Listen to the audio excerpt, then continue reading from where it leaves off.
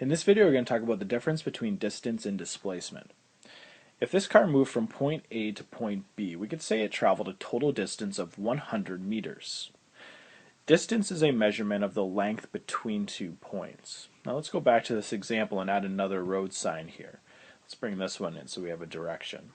Now if the car again traveled from point A to point B, we could say that it traveled a distance of 100 meters, but we can add in another part of this measurement. We could say it traveled 100 meters to the east.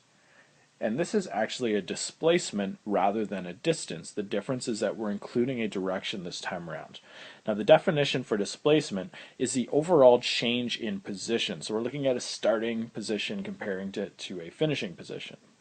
And then the other big difference here is that displacement is going to include a direction. Now displacement includes a direction, and so we call this measurement a vector. And so measurements that include directions are called vectors. Distance doesn't include a direction, and so it's called a scalar.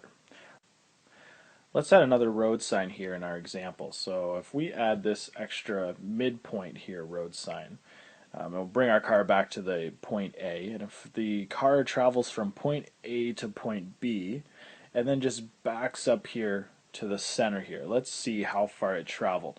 Now it's traveled a distance there from point A to point B of 100 meters, and then it traveled an additional 50 meters for a total distance of 150 meters.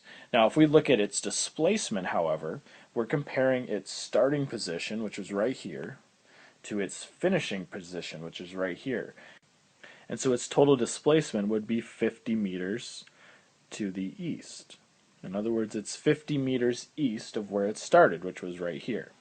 Let's look at another example here. If you've ever run track and field, you may have had the chance to run the 400-meter race.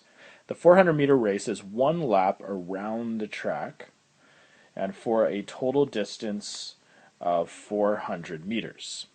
Now what would the displacement be? Well, if we compare your starting position right here to your ending position right here, we would say that your total displacement was 0 meters. And it's almost like if you were running the race and all the fans just shut their eyes as soon as the gun went off and then opened them again when it was all over, and it looks like you're in the exact same location. Your displacement is 0. Okay, here's one more example. If you take a look at this map right here and take a look at London, Ontario down here and Sudbury, Ontario up there, and if we could actually measure the distance between them on the map here, we'd find that they are 400 kilometers apart from each other. So the distance between those two cities is 400 kilometers.